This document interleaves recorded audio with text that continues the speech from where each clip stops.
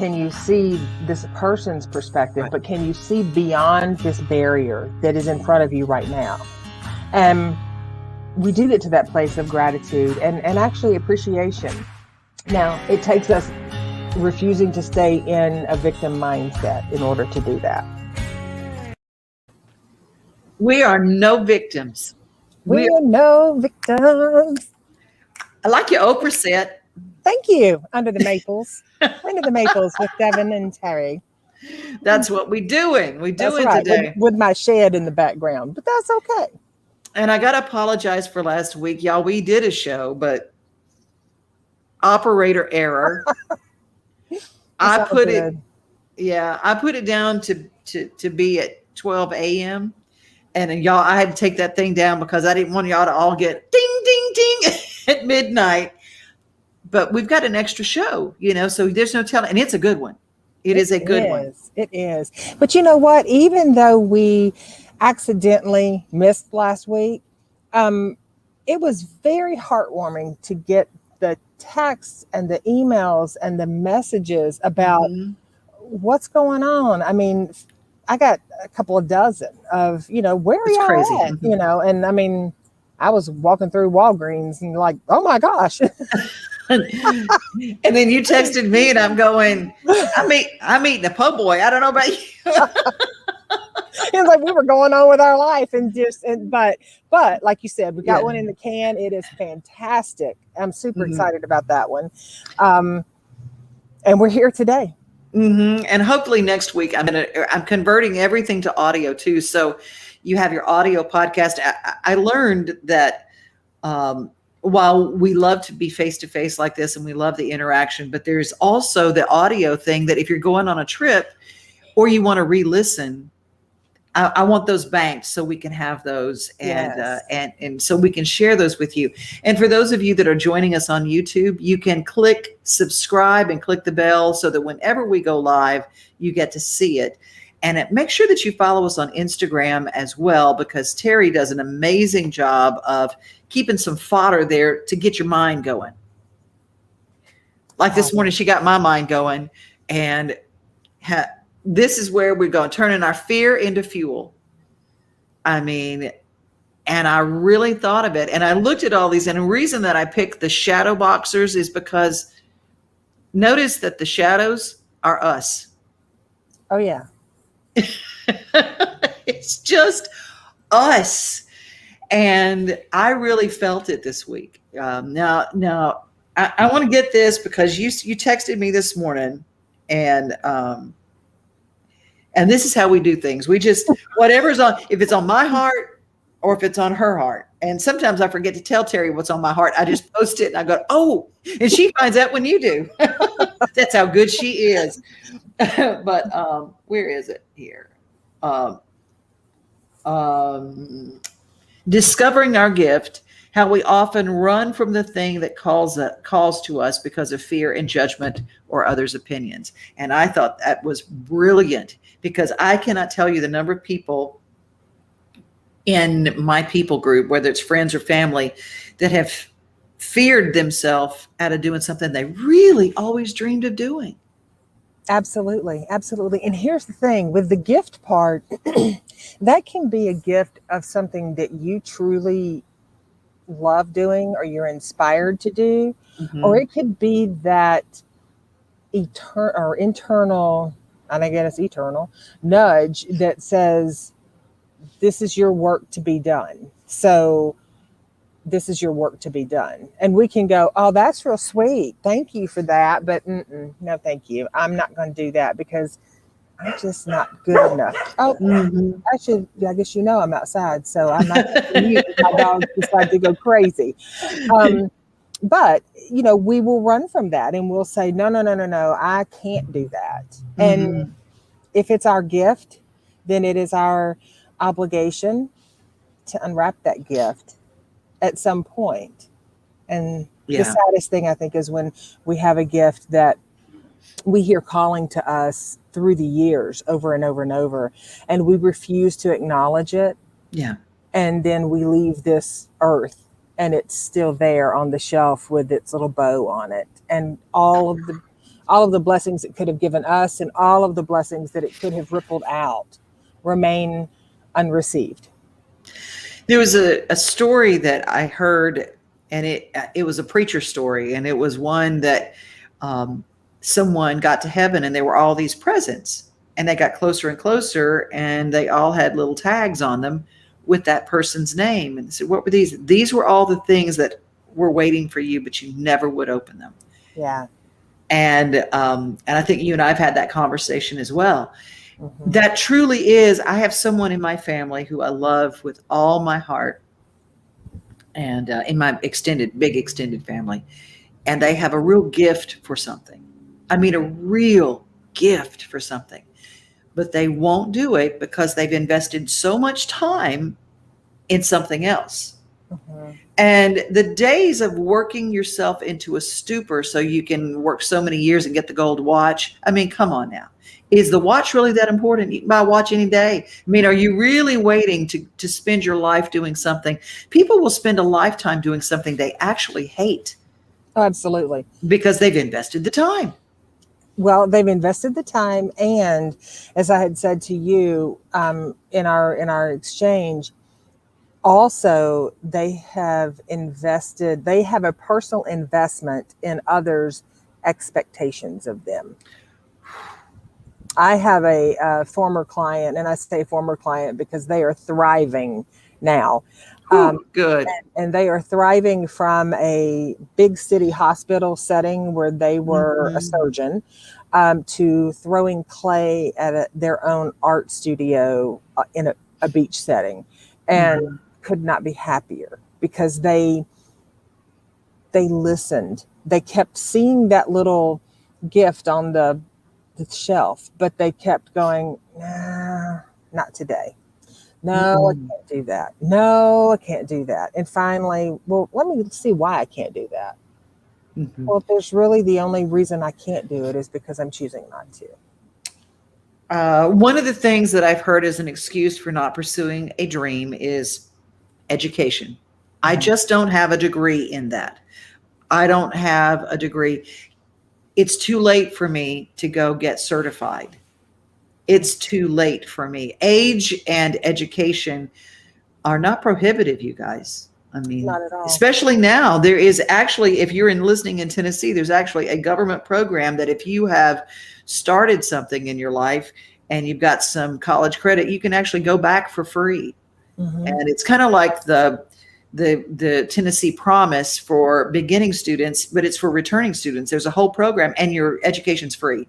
So, and now with the virtual stuff, oh my gosh, it's incredible.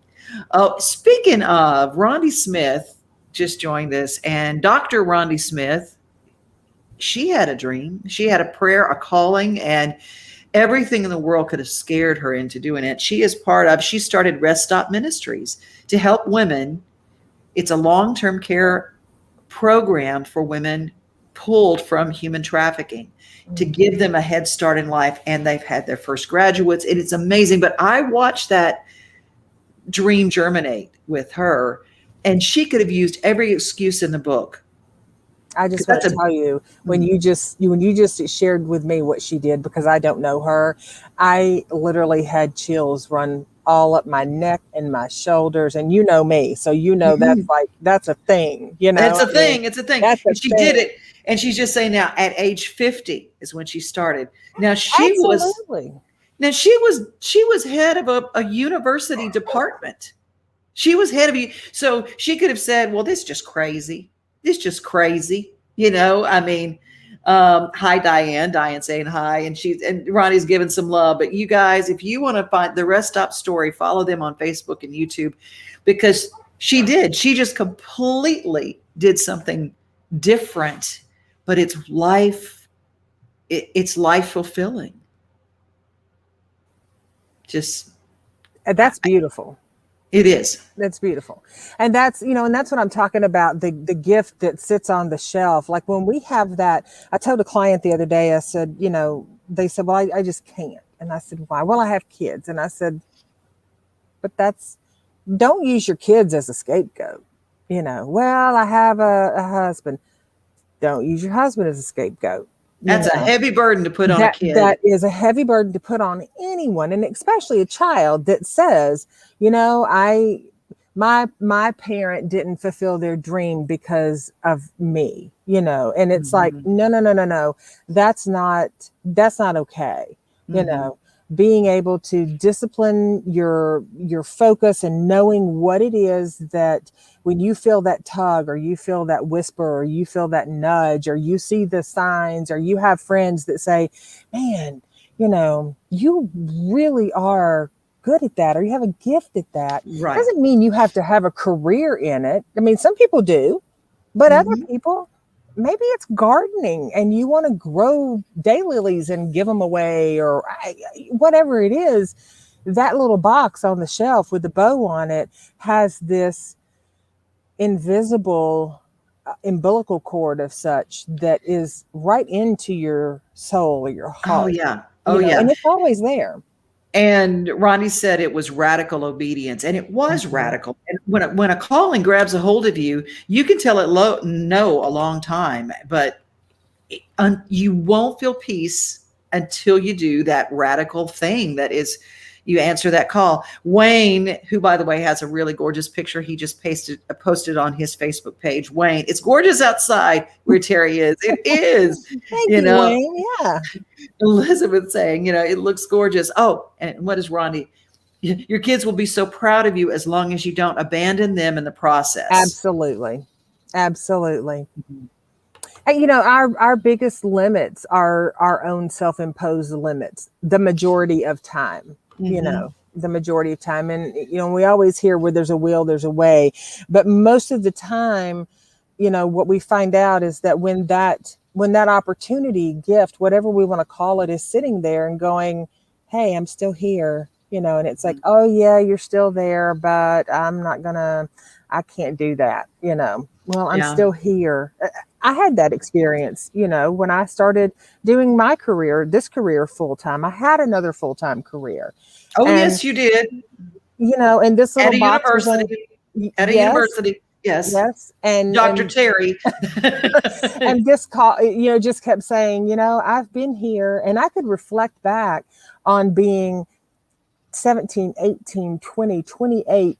I knew how this gift showed up every time. And I still said, thank you, but no, thank you. I'm not going to do that. No. And then I knew when I knew. And I said, all right, it's time to open that gift. And when you lean into it, there's nothing that we cannot do. A shout out to Tim Bradley, who is watching, and Elizabeth, who is always there. Angela Peters is here as well. And so glad that you guys are with us as well. And Suzanne just joined us. So hi, Suzanne. Glad that you're here. We are always here, and you can always join us on playback. But I want to talk about how to bust through the fear. I just had my first visitor to my therapy ranch, and it was a young lady who was facing all sorts of things, and just precious. And she came out to help. Yeah. And I love that. I love that because our animals do incredibly unusual gifts of healing. They all have gifts of healing that if you've ever been around true animal therapists, it ain't the people, it's the therapy that comes from the animals. And she was terrified of roosters. And I have, two that follow you around like puppy dogs, and they crow in your face, and they're just as cute as they can be, and they're precious. But she was terrified. And I said, would you like to hold Fiona? And he's a rooster. He is named Fiona. He's fine with that. He identifies as Fiona, so he's fine with that. So I picked up Fiona, and she was just trembling. And she held him, and he laid his little head on her chest and looked up at her and started cooing. Oh. And it was incredible to watch fear just dissipate. And she got this look on her face. And she said, he likes this. And I said, you do too. Right. And I know you've watched that happen. Let's talk about, can I ask you and Ronnie says our RSM community needs to visit the ranch. Yes, you do. And we're about up to ready to do that. And we'll get some good weather and we'll make that happen, Rondi. You do a side gig, and I call it a gig, but it's a calling, and you go to Riverbend. And tell people what Riverbend is and what you do there. Riverbend is the maximum security prison for men here in Nashville. And teaching classes out there is taking the work that I do in my office, in my life, in my home, and taking it out there into the community. And it is a volunteer program, so they do not have to, they're not mandated to show up. And worked out there for several years with a number of gentlemen who some have made parole, some have gone on to other institutions, and many are out thriving in what at one point in their life felt like an impossible place for them to ever be. And when I say that, I mean, I have friends, gentlemen, former students who are out. They own their own trucking, like big rig trucks. One of my guys, Brandon, owns 2 of those. There's a couple of guys with moving companies and car wash companies, and crazy. They work in the judicial system, and I mean with other younger gentlemen, women and men, trying to redirect them before they end up incarcerated. Managers, and a couple of them going back for their master's degree. So they are a true gift in my life, and I love each of them. There was a story that you told me about one of the gentlemen who was incarcerated, perhaps for life or whatever, but you had him working on his vision board. Yes. And he had an apartment in his mind, and he saw a broom and a wood floor. Tell me that story, because that was an unbelievable thing, how to turn your fear into fuel and not letting anything stop you. Well, we work on vision boards, and Greg is his name, and he will not mind me sharing that, because he lives, eats, sleeps, and breathes the power of transforming your fear, or releasing your fear, embracing your fear, and then allowing it to work with you. And so Greg was working on his vision board, and on his vision board, we went through a few series of them, and it started out with, different things that were in his vision or in his ability to receive at that time. Right. And his final vision board had a reunion or reconciliation with he and his son, had him living in an apartment. He had his car picked out. He wanted to be downtown in the Gulch, and he wanted to be a supervisor or management position. Now, this is a gentleman who had been in and out of maximum security prison. So most people, if we're being real, would look at him and go, yeah, okay, whatever. But Greg felt it. He felt in his vision board, he knew what his floors were going to look like in his apartment. He knew what it was going to smell like in his apartment, and what his job was going to look like. And he felt it, and he began to receive it as though it already was. And so when he got, he came up for parole, and the day of his parole, or not the day of, the weekend before, we talked about it. Do you see it? Do you see what's going to happen? And he said, I do. And I said, what are you wearing? So he told me exactly what he was wearing, told me exactly what he was carrying in there. And I was there to sit in for someone else for their parole hearing. And when I saw Greg walk in, it doesn't make me want to cry. It does move me. He had everything on that he said he was going to have on. And when he went in, I just knew it was his time. And when he came out, we saw one another across the room, and I just went, and he went. And I can't tell you how expanded my heart was in that moment. And you fade in and you fade out, and a few weeks later, he's got a job through a wonderful program called Project Return that helps individuals reacclimate and assimilate back into society after incarceration. And this job didn't feel good to him. And he said, this one doesn't fit. And I said, well, go back and just explain to them, this one's not a fit. Stay there until you get another one, and then continue moving forward. So you fade in and fade out a few more weeks. And he called me, and he had gotten a job at a grocery store in the Gulch. And then my daughter and I went to pick him up and take him to lunch one day. And he said, you see that apartment building over there? And I said, I do. And he said, I want to live in that apartment building. And I said, well, all righty then. And so he, a couple of weeks later, I was in session, and I get a phone call from him, and I see it coming in, and I didn't answer. And after the phone call, or after the session, all I hear is, he goes, hey, I want you to hear something. And I'm listening, and it's jingle, jingle, jingle. And I said, oh my gosh. And so his vision was that his apartment would have hardwood and concrete floors, and that he would see Nissan Stadium from his apartment. Now, if you're wanting to live in the Gulch in Nashville, you know that right there is about a $3,000 or $4,000 a month price tag for your mortgage. But there happens to be one apartment complex in the Gulch that is grandfathered in for artists, entrepreneurs, and creatives. And so it is an income based. So his apartment was on the 3rd floor, concrete floors, wooden floors. And when we walked out the front door to the apartment and down the hallway and out to this beautiful little lanai or sitting area, there was Nissan Stadium right across. And he's still living that dream.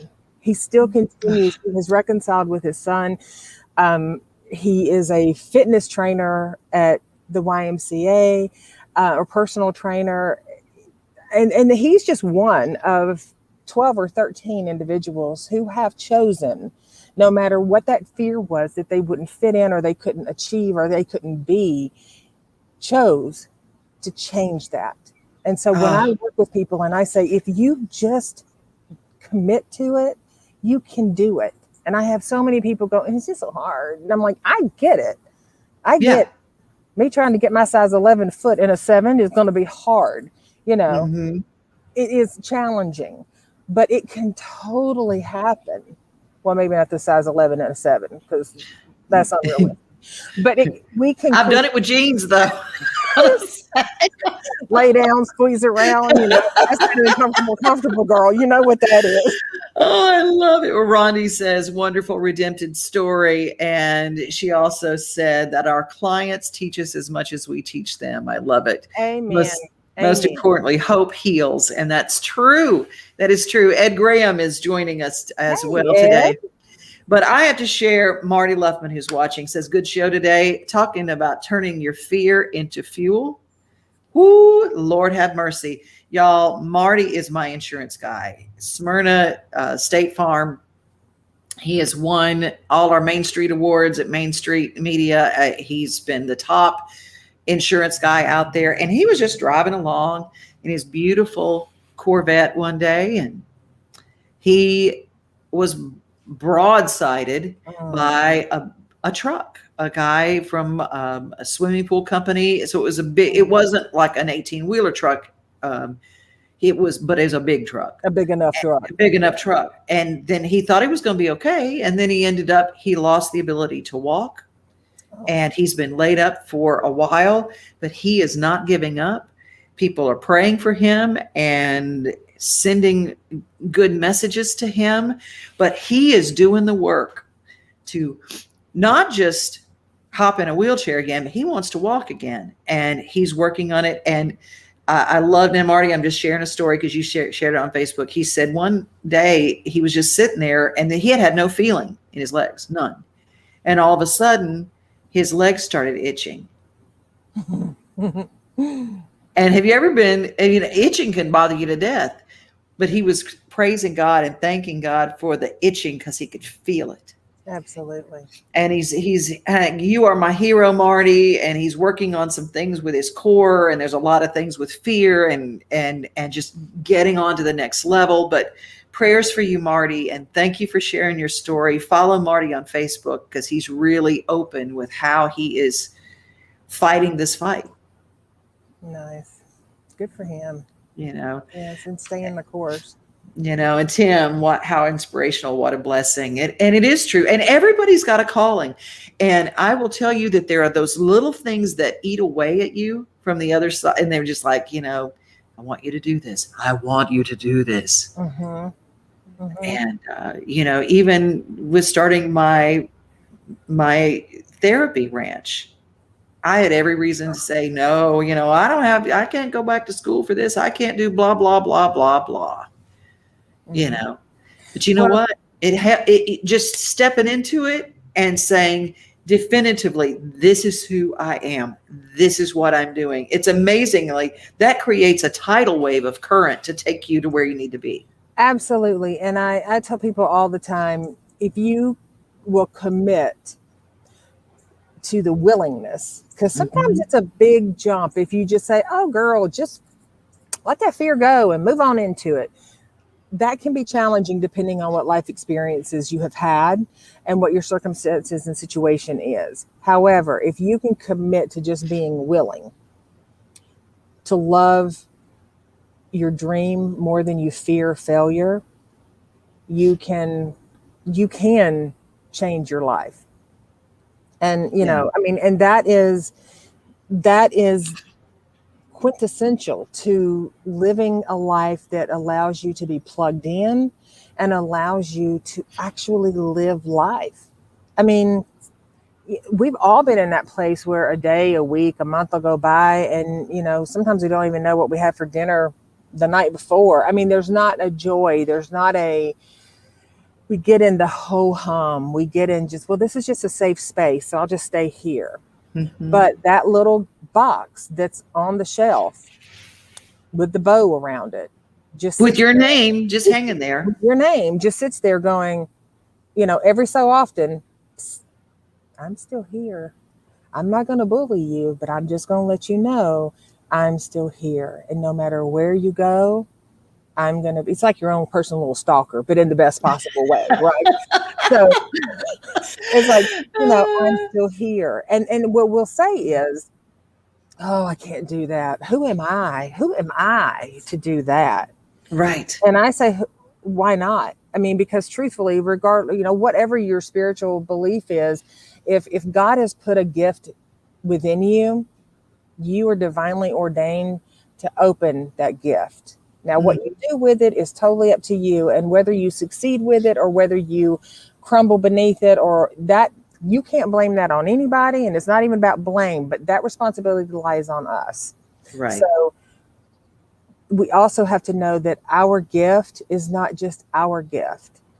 It is a gift to spread hope, to spread love, to spread joy, to spread more, to touch more people so that they themselves will be willing to flip the light on and go to the little shelf and take their box off their shelf. Security does not bring peace.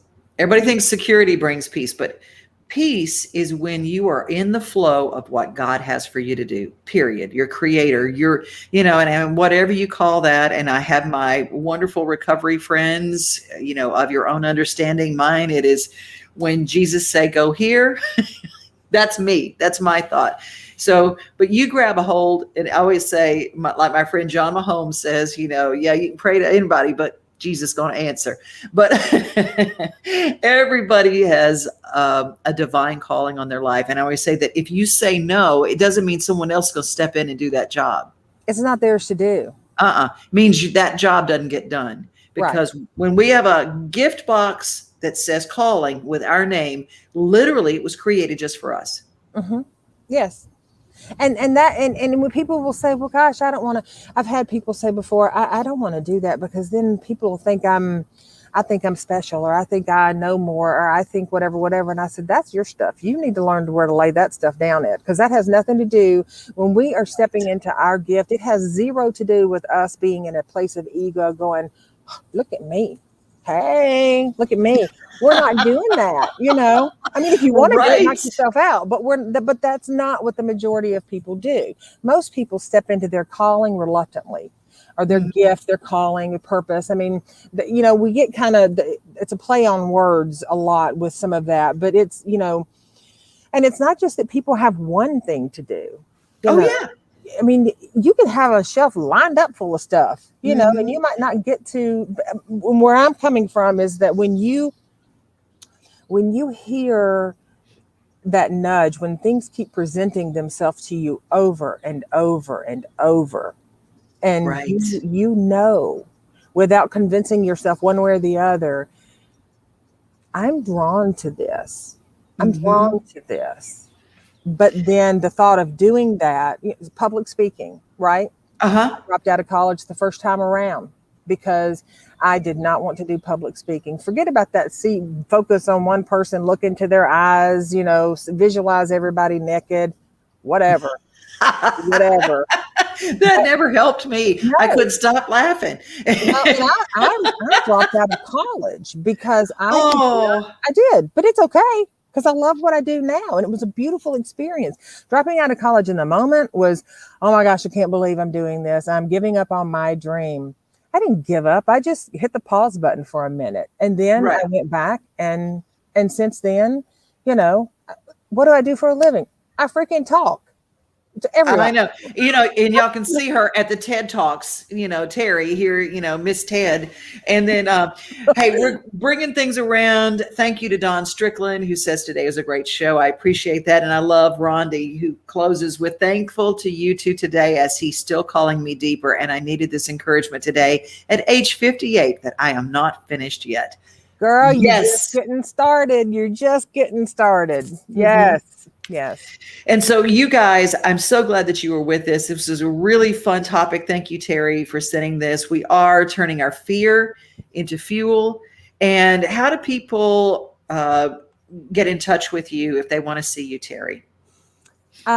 Here on Facebook or wherever you're watching it, Facebook Live, Transcending Turbulence with Teri, or teripugh.com. TERIPUGH, or Instagram on either our launch date or my Transcending Turbulence. I'm everywhere. Just Google me. That's right. And I'm kind of everywhere too. Devon O'Day at gmail.com. You can find me there real easily. But you can follow my therapy ranch, which is Angel Horse Farm. And you can find that on Instagram and on Facebook. Thank you guys, and appreciate you guys for being there. And we'll be back. We're here every Wednesday, unless I'm an idiot and I put it at the wrong time. We're here every Wednesday at noon for a half an hour with you guys. Thank you guys for being here. Thank you so much, guys. Thanks for joining us. Increase the peace.